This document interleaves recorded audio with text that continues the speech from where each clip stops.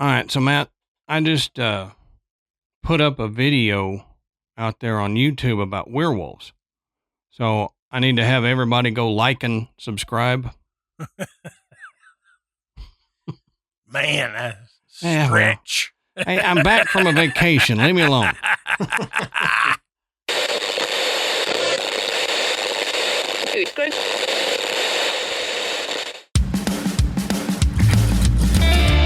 Good evening, everybody, and welcome to the Graveyard. Thank you for joining us tonight. My name is Adam. And my name's Matt. Now, pull up a tombstone or settle into your casket and get comfortable because this is Graveyard Tales. All right, everybody, here we are again. Matt, how you doing tonight, brother? Man, I'm doing all right. Recovering from the lichen joke? Yeah, absolutely. Yeah. I told that to Michael to see how it would go, and he didn't remember that lichen was another name for werewolf. Werewolf word, so yeah. It didn't go over as well. But I'm hoping that since we've done an episode on lichens and werewolves, that our listeners will put two and two together. If not, here it is. Here's the explanation. Now go back and listen to the intro joke again, and maybe you'll chuckle. People are going, what do fungi and werewolves have in common? Right. Aren't those things on the rocks in the tide spelling. zone? Yeah.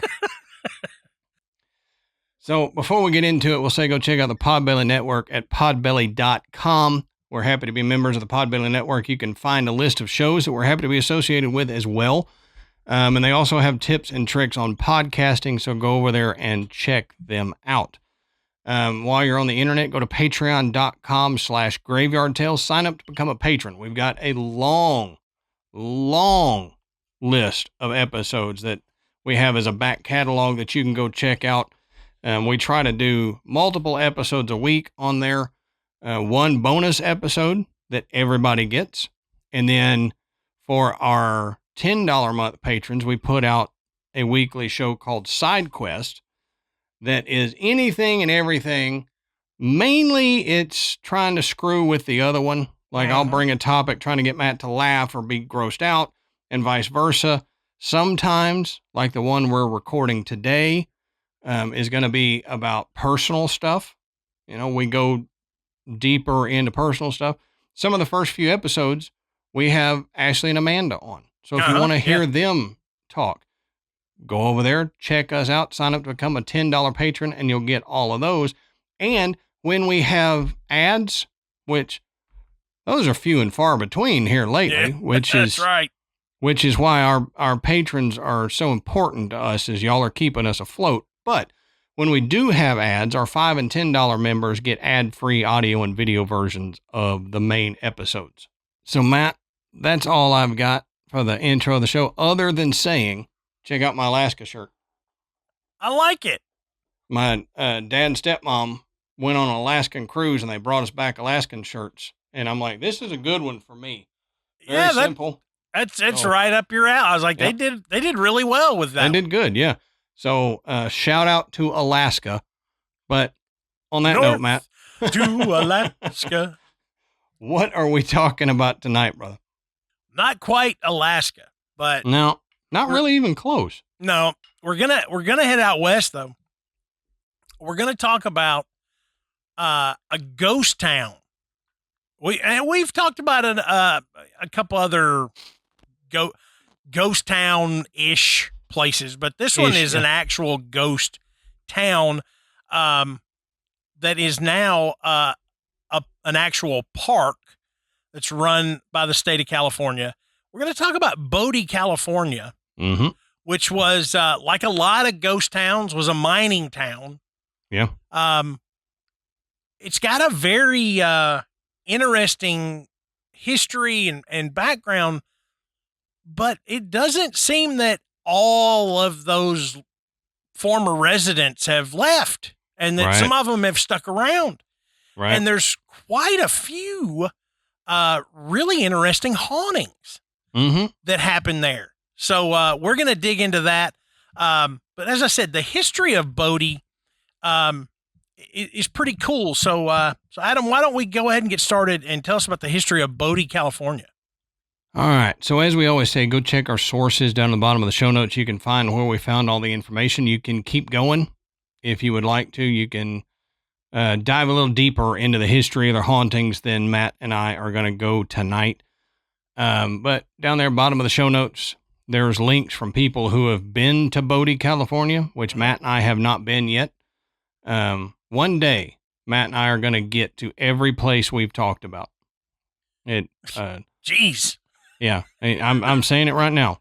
At least one of us is going to go to every place, combined. I'll say we'll have gone to every place eventually. But we may need to shelve that Antarctica episode for a while. Then that's a good point. Good point. We just put that to the last of the list that we're going to. We can go ahead and do it. But y'all remember that show we did on places you aren't allowed to go? Yeah. Yep. We're that'll be toward the end too, in case we get shot. I'm hoping Adam draws Snake Island off the coast of Brazil. We're gonna play rock, paper, scissors for that one.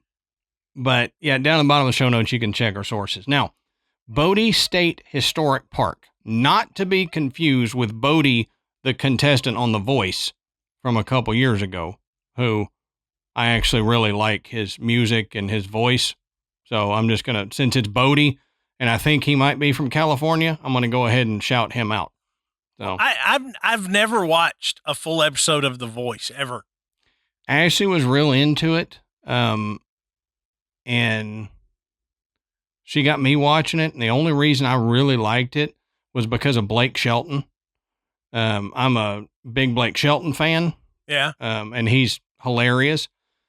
And now he's not on there anymore, so we haven't watched it. Yeah. Well, hey, I get it. When I hear Bodie, I think of Point Break. Oh, yeah. Patrick Swayze, Mm-hmm. I heard Bodie and I thought of that contestant on The Voice. So he's on Instagram. Y'all should go check him out, check out his music. Tell him in some clip or something, if you check him out, that Adam from Graveyard Tales is a fan and sent you that way. But anyway, Bodie State Historic Park is what they call a genuine California gold mining ghost town. So Bodie, California is this old gold mining town that the California State Park Service has preserved in what they call a state of arrested decay. So they just stopped it. It was decaying and they just stopped it. And I saw a thing that says they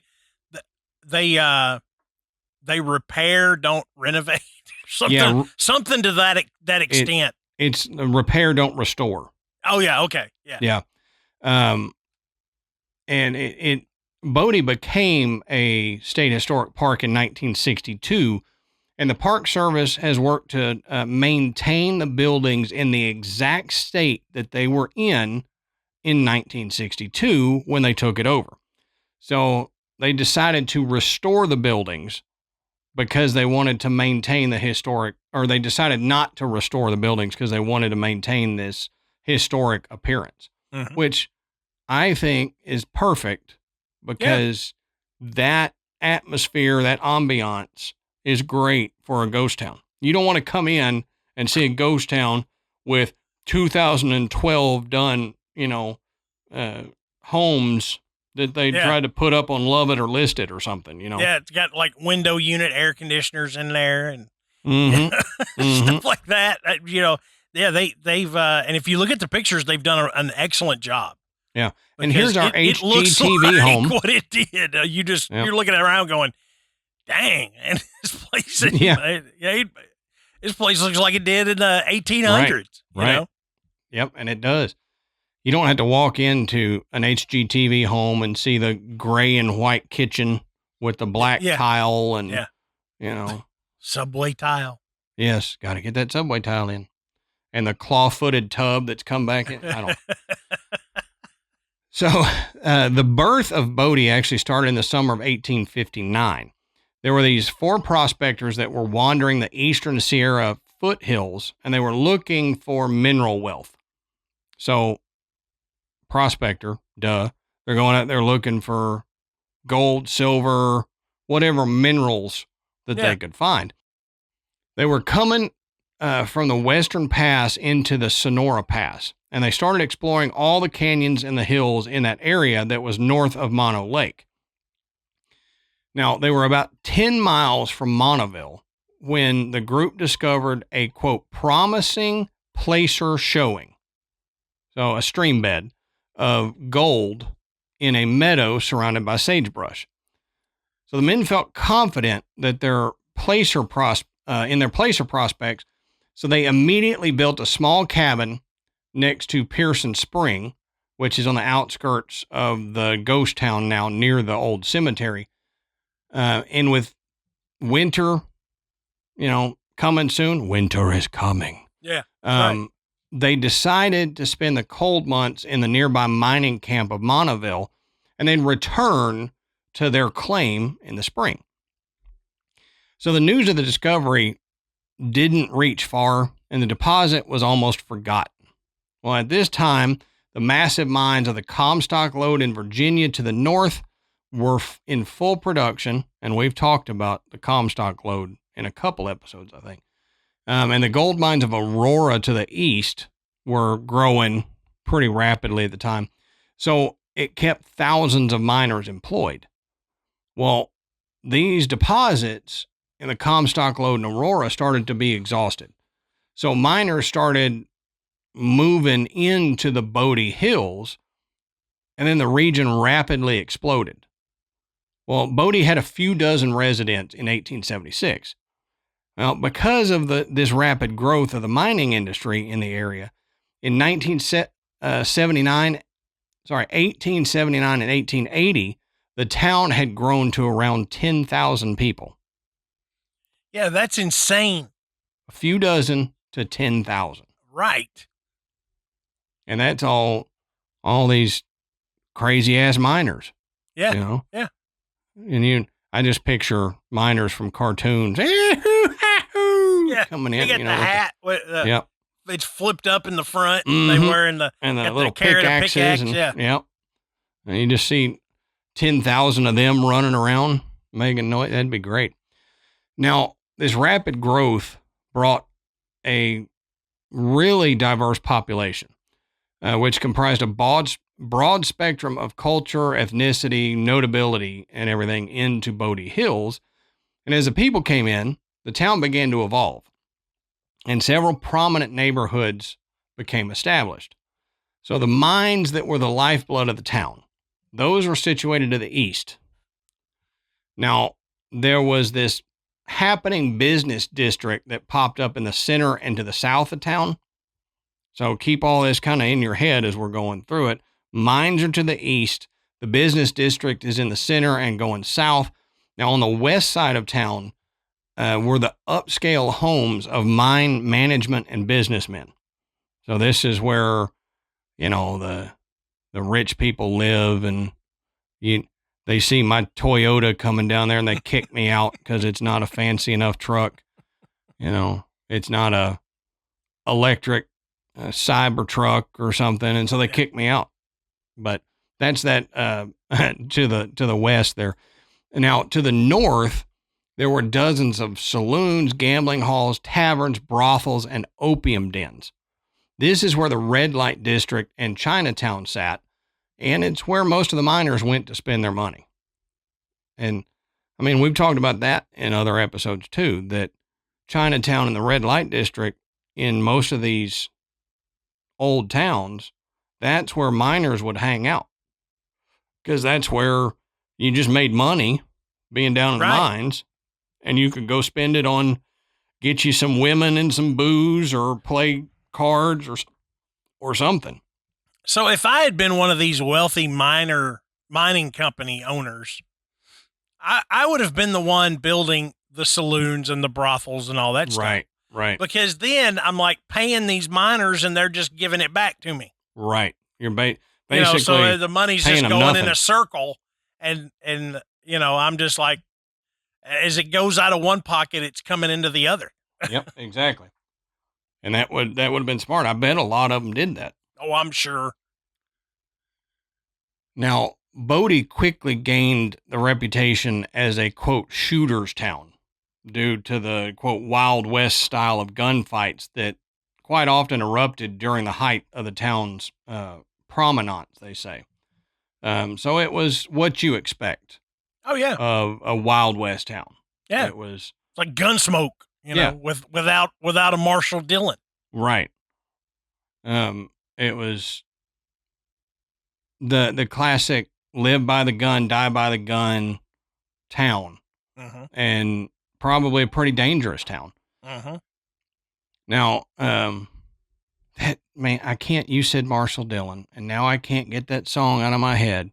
Bet you never heard old Marshall Dillon say, Miss Kitty, what you think about running away? Settling down, won't you marry me? He said it every week. You know he did. They just cut off the show before he said That's exactly right. Yep. Now, in 1881, the Bodie and Benton Railroad was formed, and although the 32-mile rail line never connected the towns of Bodie and Benton as it was intended to do, it did provide much-needed lumber to the mines from Mono Mills on the south side of Mono Lake. Now, the availability of lumber, which was necessary for building, mines and mine support and for fuel, was a major issue for the residents of Bodie. And until the railway was completed, there were continuous 20-head mule teams that hauled lumber from the forest to the west and south. So you can imagine how much lumber was needed when you've got not only a working mine that they're supporting with lumber, but you need the lumber to burn for steam engines that they were using. You need lumber to heat the houses and the businesses during the winter. I mean, without lumber, this town wasn't going anywhere. Right. So the railway then that came in helped supply that lumber and kept Bodie going. Now, during the peak of the town, which was between 1879 and 1881, the main street stretched over a mile long. Bodie had two churches at the time. There was a Catholic and a Methodist church, at least two newspapers, a telegraph station, a post office, 22 operating mines, a lot of large stamp-style ore mills, multiple motels, several general stores and mercantiles, stables, doctors, and pharmacists. They had schools, breweries, and even several dozen saloons. So it was, you look at what they had, and it was a well-functioning town at the time. Yeah, it wasn't like an encampment. Right. I mean, it was a bustling town. I mean, you think about, it went to 10,000 people. I mean, in such a short period of time, they didn't want to have to travel outside of that town to get supplies or to, just to do the routine stuff. So they just built it right there. And, with 22 mines, can you imagine if you weren't like a business owner operator, like if you weren't a pharmacist, if you weren't a physician or you ran a general store, you worked in the mine. Sure. I mean, that's what everybody did. Yep. So that means everybody got up, they went to the mines in the morning, they all stopped work at about the same time, and then all hell broke loose. Yeah, basically. The only other job that could have been prosperous at the time would have been a thief. Oh, yeah. Well, there were tons of those. Everybody goes to work at the same time. You just start going into houses. Yeah, that's right. So I bet there was probably two that won out. There's one for one side of town, one for the other side of town, and they just ran off all the other thieves. Yeah. Because or killed them. Don't be encroaching into my territory. Now, as best as they can tell, because it was pretty hard to accurately gauge the sizes of towns back then. They didn't do censuses as well back then. Well, during the 1870s and 1880s, Bodie was the 6th or 7th largest city in California, which is pretty impressive. Yeah. Oh, yeah. It's different nowadays. If you were the 6th or 7th largest nowadays, that would be even more impressive. But back then, still, I mean, everybody was headed out west. Yeah. So Yeah. now, aside from the vast mineral wealth and the rough and tumble reputation that the town had, Bodie's next claim to fame is the installation and operation of the world's first long-distance electrical transmission network. So in 1892, the superintendent of Bodie's Standard Mine began designing an electrical system to replace the facility's expensive and laborious steam plant. So everything at the time was being run on steam. Mm-hmm. Every machine in there was run on steam. And he was like, well, there's got to be a better way to do this. They're coming out with electricity. So let's try this. Well, after locating a suitable site for a hydroelectric station on Green Creek near Bridgeport, it was 12.5 miles of suspended power lines that were strung, linking the 3,300 volt hydroelectric station to the mine. Now, at the time, electrical transmission over such vast a distance was unheard of. And a lot of the mine investors were skeptical. They said, there's no way this is going to work. Right. We've never seen it work. It's not going to work. Well, once the lights turned on and the machinery began turning on electrical power, the skeptics were turned to believers, and the industry was revolutionized at a global scale. So think about that. We don't hear as much as I think we should about the Bodie mine because it was the first to run electricity in such a great distance. So I think more people need to know about that. Mm-hmm. Just as a historical thing. But you know me in history, I feel like we forget too much history and we remove too much history from our knowledge base. Yeah. This is an important thing. It's very significant, and not just for the fact that we managed to build this hydroelectric station and run power that far, but because they did it successfully, they changed the entire mining industry by doing that. And you think that was right there in Bodie. I mean, how many times do you go out of town, you take a trip and you're like, hey, look at this little place. And, you take a tour or you read one of those little historical markers and you're out in the middle of nowhere. And you're like, you're reading and it's something like the very first whatever was right here. And you're like, well, how in the world? It shocks you that these little unknown towns were the first to have, all the homes had indoor plumbing, or it was the first to have a functioning telephone system, for the entire town, something like that. And you're going, I never knew that. You just you always think that everything starts in the east and moves west, but it's not necessarily that way. No, this had to have started in New York. Yeah. No, it didn't. Bodie, California. So now a kitchen fire in the summer of 1892 destroyed much of the town to the west of Main Street. Well, the town was rebuilt, but the damage was done and several of the residents left. So tragedy struck Bodie again in the early summer of 1932 when most of the town burnt to the ground. Now, you and I have talked about this before. Back then, if you think about it, everything was wooden homes. They didn't have the fire department. Yeah. Like we take the fire department for granted. Yeah. Now, they didn't have such a thing. If they had a fire department, it was the bucket brigade. And when a fire caught, fires are devastating now. But just think about it 100 years ago, 150 years ago. Your whole town could be gone because of one jackass that left the grease on the fire too long. Well, I mean, look at what fires do to California today. Nowadays, yeah. I mean, they're devastating now, and we're talking about over 100 years ago. Right.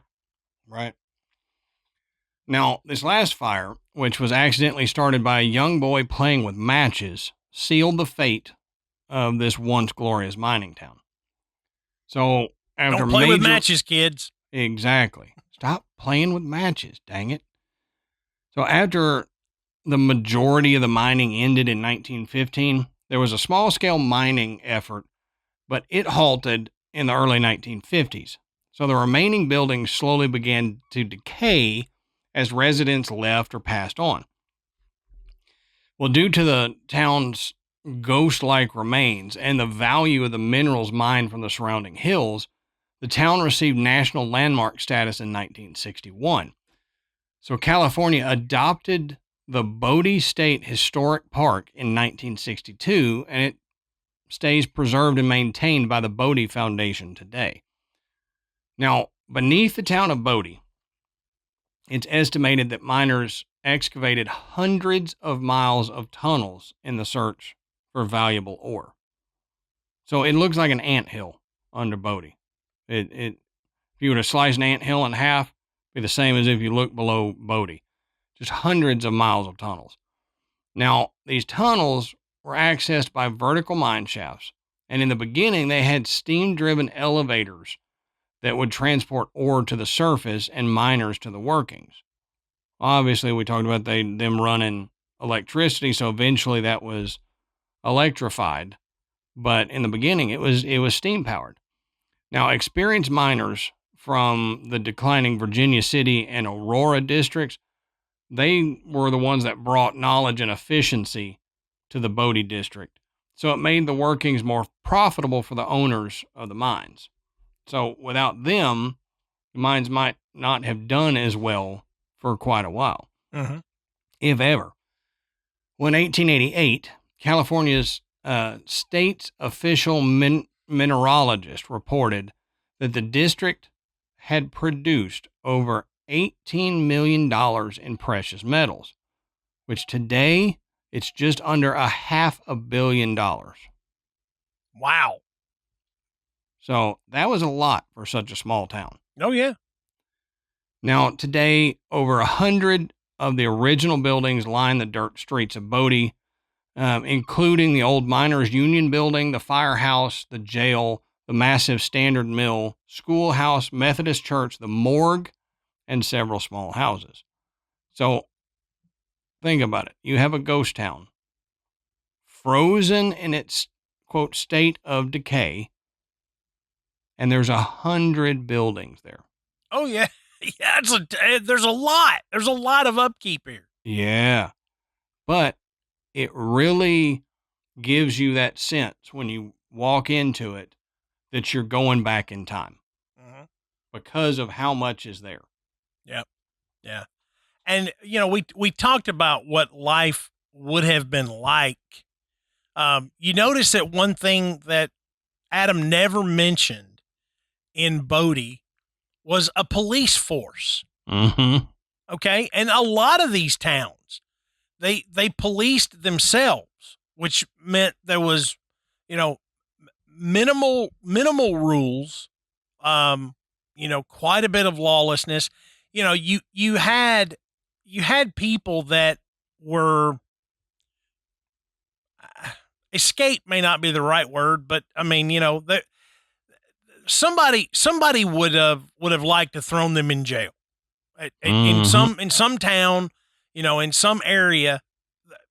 There was a lawman that said, if I find this guy, if I don't kill him, I'm going to put him behind bars. Right. And going to these mining towns in a lot of ways was a way to disappear.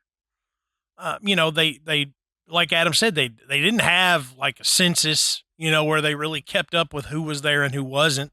Right. They had tons of people there. It would have been easy for someone to slip in, get a job, under an assumed name and just start working in the mines and making a little money, living a somewhat honest lifestyle. But still, they they weren't necessarily high class society people. And that led to a lot of wild nights, I would imagine, Yep, gunfights out in the street. And, I bet the saloons and brothels were pretty happening places after the sun went down. But that wasn't unlike other mining towns, but it did earn a reputation of being a lawless area, and killings were a daily event. Mm-hmm. And pretty soon Bodie became known for its violence, even more so than its wealth. Yeah. And it was actually said, this was a quote about Bodie at the time. It said, "Bodie is a sea of sin, lashed by the tempests of lust and passion." I mean, I like that. yeah. Yeah. I saw one quote that was, it said, "Goodbye, God, we're going to Bodie." It's like, God don't go here, because if he did, it wouldn't be the way it is, Right. Now, by World War II, there were only 6 people left in the town. Okay. And 5 of them died untimely and tragic deaths, which makes you think you ought to start looking at that 6th guy. Right. If there's 6 of us and 5 of you die in strange ways, that guy that's living looks pretty suspicious. Yeah. Why did he make it? Because he didn't have any legs or something. It had to be something weird. It was like, well, there's no way he killed all of these people. He's got no legs. Yeah, he's armless. I don't know what you want. Fastest tongue in the West. Out of her holding a revolver in his teeth. That I want to see. I really do. I want to see how you do that. We should make that old Western, Yeah. So some guy, everybody's no afraid arms, of the armless guy. shoot people with his tongue in his mouth. Yeah. But it says, as the story goes, one of the male residents shot his wife, and after she died, the 3 other men killed the husband. Now, according to reports, the spirit of the murdered man was said to visit the 3 men and shook his fist and attempted to attack them. So the ghost of the guy that killed his wife comes back and haunts the 3 guys that avenged the wife's death. Yeah. And shook his fist. Yeah. That scared me. Right. Yeah. Keep shaking that ghost fist, dude. Yeah. Crazy miner guy. I'm still picturing that miner from the cartoon. How dare you kill me? Frontier gibberish.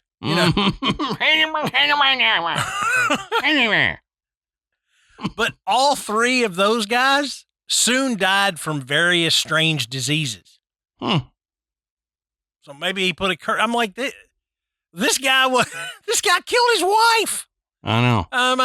Here these 3 guys were just trying to be like vigilante justice. Yeah, you can't just shoot your wife. Yep.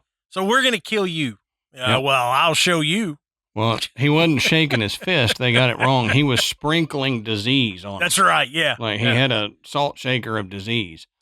Like, here's a little weird disease for your wiener, and here's a little for your nose. And now, as Adam said, a lot of the buildings are still standing. And the J.S. Kane House, which sits at the corner of Park and Green Streets, is said to be one of Bodie's most haunted locations. It's said to be haunted by, I love this, because I don't think I've ever heard this before. It's haunted by a Chinese woman. Really? She's believed to have been a maid.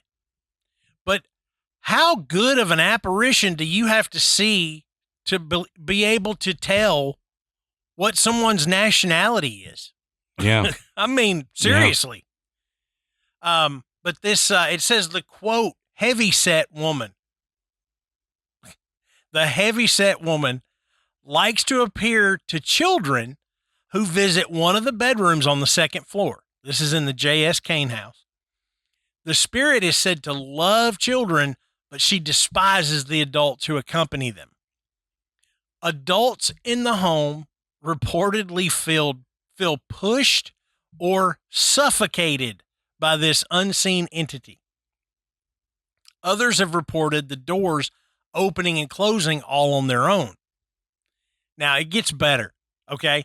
A park ranger's wife, had an encounter with the Chinese maid ghost.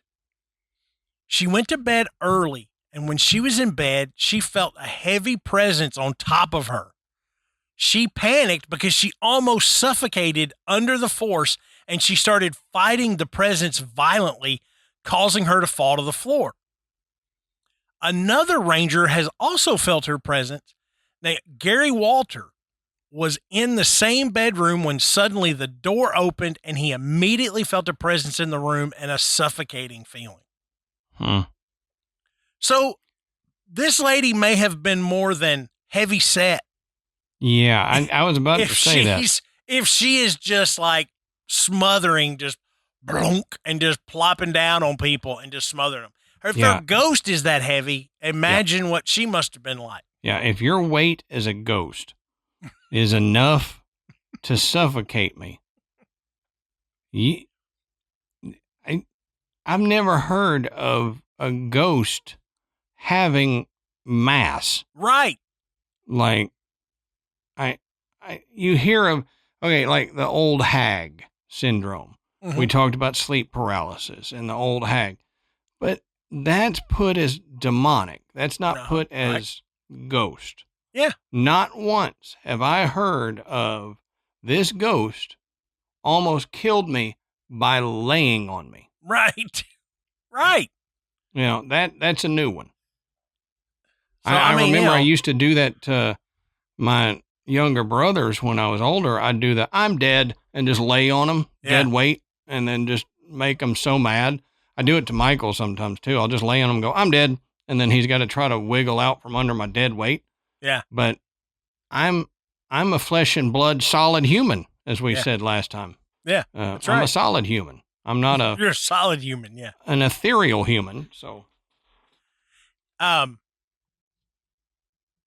Now the next house that we're going to talk about is the Mendocini house.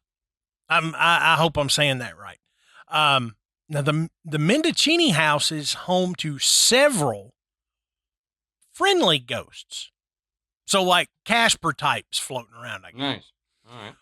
But one of them is thought to be Mrs. Mendocini herself, and visitors and rangers report the smell of her Italian cooking wafting from the broken windows of the home. That's the ghost I want in my house. That's right. God. If there's a ghost, I mean, it's good enough if I can just smell, Italian food cooking. Mm-hmm. But if I actually had a ghost that could cook Italian food, I mean, like you can stay here as long as you want. I want a Hispanic Nana ghost in my house that will make me food. God, I love Mexican food, Spanish food. I love that food. Yeah. Oh, and yeah. I just empanadas. Oh my God. Give me a break. Yeah. The Colombian empanadas are hands down the best empanadas in the world. I'll fight you over it. It's the truth. Now, other people have reported hearing children's laughter coming from the Mendocini house. But there is also reports of hearing like the noises of a party or at least a large gathering, so multiple voices, you can tell it's like walking in, you can't make anything out, but you can hear the noise of multiple conversations. Now, the DeChambeau house, visitors report seeing a woman peeking from the upstairs window. And that's it. I was like, okay, December house. They all have the same sentence. There's a woman that peeks from the upstairs window. That's I don't all know she who does. she is. Nothing. She just looks out and says, Looks what y'all out. doing? Every now and then she flips a kid off that's in her yard. And Yeah. That's about it. That's it. Now, the Screams, don't make me get the hose. And that's about it. get off my dirt. Yeah. The Gregory house. The Gregory house is another home in Bodie that is reportedly haunted, and it is inhabited by the ghost of an old woman who is commonly seen rocking in a rocking chair that's kept in the house. And typically she is seen just sitting there knitting a blanket. So there's your stone tape ghost right there. Yeah. You know, 100%. something that this woman did probably for hours on end. And the spirit just keeps going. You know, Yep. the apparition, it just continues on. Now, the Bodie Cemetery. There is a cemetery located in Bodie, and there is a spirit there. Now, Adam, you probably won't like this, but it is the ghost of a child. Nope. Don't like it. And this particular spirit is called the Angel of Bodie. Now, it is supposedly the spirit of the 3-year-old daughter of Albert and Fanny Myers. The child, who is named Evelyn, is said to have been killed accidentally when she was hit with a miner's pick in 1897. How do you, that is terrible and gruesome, but how does that accidentally happen? I guess. Well, I have a story that I don't think I've ever told you about when I was a kid that could have ended similarly. Okay. My dad and stepmom bought this new house when I was maybe a freshman in high school, sophomore in high school, something like that. Well, the back patio, Dad wanted to break it up, take it out. It was concrete. Break it up, take it out, and put a new one in. Because there was this old hot tub on there, and he didn't want to put in a new hot tub. Just wanted this new poured concrete patio. So he enlisted me and my brother to help, as you would, free labor. Mm-hmm. Well, we're out there breaking it up. I got the sledgehammer, and my younger brother is picking up pieces to move them away. So I come down, I crack some concrete. He bends down to pick it up. I start to take another swing, and I'm a third of the way into my swing, and he bends down right in front of my sledgehammer where it's going to go to pick up another piece of concrete. Oh, God. And I started screaming, you know, move, move, move. And I moved the trajectory of the sledgehammer a little bit, hurt myself doing it, you know. Yeah. But the sledgehammer kind of moved to the side, and I pulled back like that, and he moved out of the way, so we just barely missed. But I could have cracked him wide open with that. Right, So yeah. it could be something similar. Yeah. You know, she just, as a kid, reaching in to do something and got hit, or it flung out of dude's hand or something. But yeah, I still think about that today, and I'm like, I could have hurt my brother or worse. Yeah. You gotta, you can't ever think back on those close calls that you had. No. I mean, you just have to kind of, we're not going to think about that no more. Mm-hmm. Now, Evelyn's grave is marked with a white marble angel. And on occasion, the spirit of the little girl is said to come out and play with living children who visit the grave. Reports of hearing childish giggling are common from visitors to the cemetery. So, yeah, I mean, you know, a little child ghost, you know, inhabits the cemetery, you know, shows up. There's not really anything malevolent in the town of Bodie. I mean, you know, there's, you know, the friendly old people. I mean, even the big Chinese lady that tries to suffocate you. I mean, you know, she hadn't killed anybody. She's just trying to give you a hug. That's it. People are mistaking it. Just, you know, just engulfs you. However, the town of Bodie does carry a curse. Okay? Mm-hmm. The Bodie curse. So people will say, could this old ghost town really be cursed? But legend says that it is. It says the residents of Bodie were fiercely possessive and protective of their belongings in life, so that didn't necessarily change in death. Sure. So supposedly, if visitors take souvenirs from the town, even a pebble, they end up suffering from misfortune and tragedy until the item is returned. Park rangers in the area even report people coming back to Bodie to return the stolen item and rid themselves of the Bodie curse. Well, wouldn't you? Yeah. I mean, we've heard of things like this before. Don't take anything. It's going to bring you bad luck. It's going to cause you some problems. But the curse still exists. And people claim to have been in car accidents, lost their jobs, even becoming ill from taking an object. So it says, be warned, if you visit Bodie, keep your hands to yourself. Yep. And don't take nothing. That seems like something very simple to do. Oh, well, I'm here. I'm just going to pick up this rock. I'm going to fill this vial with dirt. So I remember my time at Bodie. Yeah. Don't do it. Don't do it. Because you remove something and you're going to be cursed. I mean, recently, me, Ashley, and Michael went on this ghost tour thing, and it stopped in a cemetery. I sent you some pictures, but stopped in a cemetery. And so we got out looking around, and Michael saw something on the ground. He picks it up and goes, "What's this?" Now, he put it right back where he found it after he looked at it. But I took that opportunity to tell him, never, ever, ever take anything from a cemetery, even if it's just a rock off the ground. Right. Because you don't know what is attached to this. You don't know if there's a curse, whatever. But that's what the whole town of Bodie reminds me of, that you don't take things from cemeteries. Yeah. You don't take things from Bodie. That's right. And there are letters that are in the museum from people who have returned items to the park.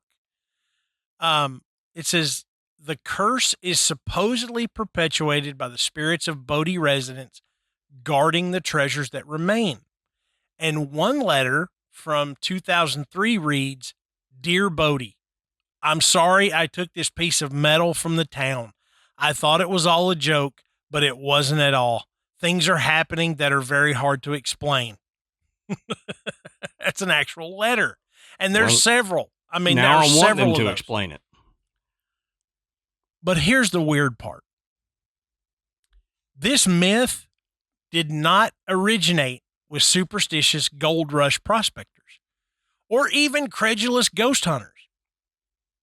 It was started by the California Department of Parks and Recreation itself. And it's had an effect that the State Park Service didn't expect. It says one letter is from a young person so terrified at the thought of removing anything from Bodie that they returned items their family purchased in the park's gift store. Oh, no. Now, some of the responses are almost comical. One person blames getting grounded by his parents on the curse. Another child writes, "Sorry I took the glass pieces. I thought they were pretty. My fish died the day after." Yeah. Now, there are others that are far more serious. In one letter from 2017, a young woman blames the rock she took from Bodie for the breakdown of not only her relationship, but her parents' marriage too. Another writer said she's losing all of her loved ones to cancer. Oh, geez. Now, sending an item back may be a way to wash themselves of the curse, but it's a different thing altogether to the park rangers. Since Bodie is recognized as a state park, each item, no matter how big or how small, must be tagged as stolen property and a police file is generated. So if you take anything from Bodie, you are stealing from a state Yep. park. Yep. And, that they're not going to come hunt you down, but they treat it as such. So if you take something and you send it back, they have to tag it as stolen property. And I thought, no, that's just a little silly. Yep. Okay. That's over the top. Going to that extreme. Over the top. But this is what I found out. It says that in the preservation of that ghost town, they said every nail, every board, every rock, every piece of broken glass is a part of that history, is a part of that story, and has a story to tell. Sure. And if you pick it up and you remove it and then send it back, they have no idea where it was. So that is a part of the town that it is gone.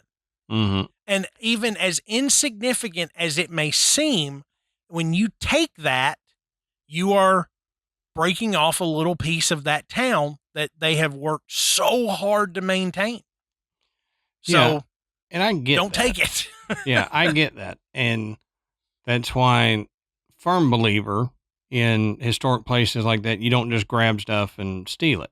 Right. And of anything people could call me, a thief is not one of them. But I think retroactively creating a police file for somebody who's returned it still seems a little crazy. That's over the top and unnecessary. Yeah. Because now you've got them a record, at least for the California State Parks Department, of being a thief.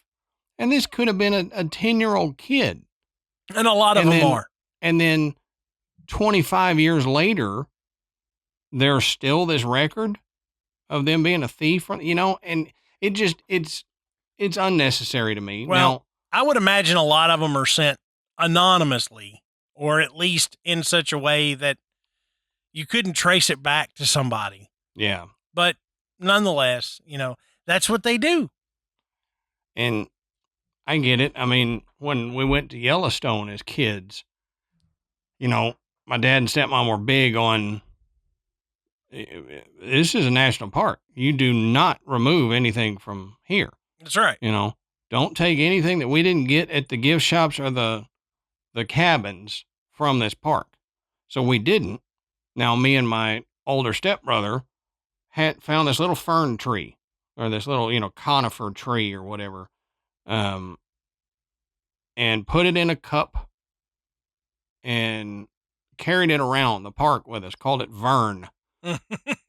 And so this was our little pet on the trip. Now, we replanted it where we got it before we left.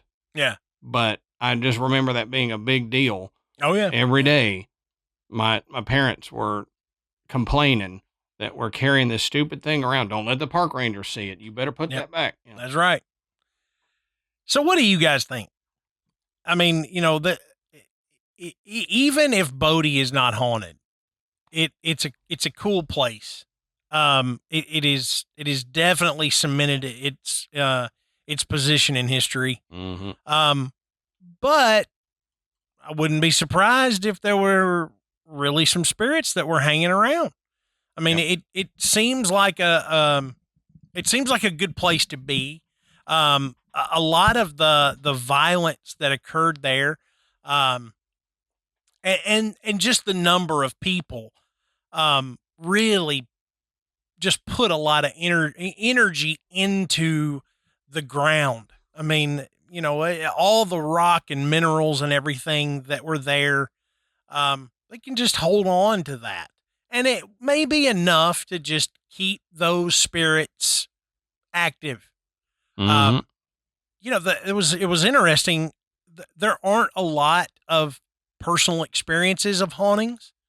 With the exception of the rangers and so forth, with the experiences they have, just, visitors seeing things and reporting them, and people seeing some commonality in the stories that they hear over the years, have led to the ones that they have. But you go into a ghost town, you don't expect a door to open and close by itself, you know? So it would freak you out a little bit. But what do you guys think? Do you think the town of Bodie, California is haunted? Let us know. And the best place to do that is in our Facebook group. It is called The Graveyard. You can come in there. It's a safe place.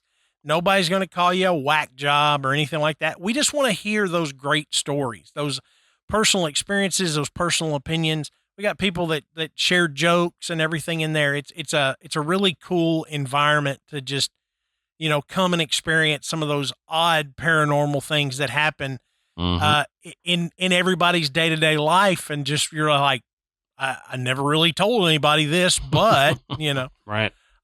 Then you can check out our website, which is graveyardpodcast.com. And there you can find links to purchase Graveyard Tales merchandise. You can listen to the show and you can become a patron. And as Adam said at the beginning, we have a huge catalog of bonus content from our regular Patreon episodes to our $10 patrons getting side quest. And, I'm telling you, if side quest is a lot of fun. If you haven't checked it out, it's a great time to do it. Mm-hmm. So until next time, we'll save you a seat in the graveyard. See you soon.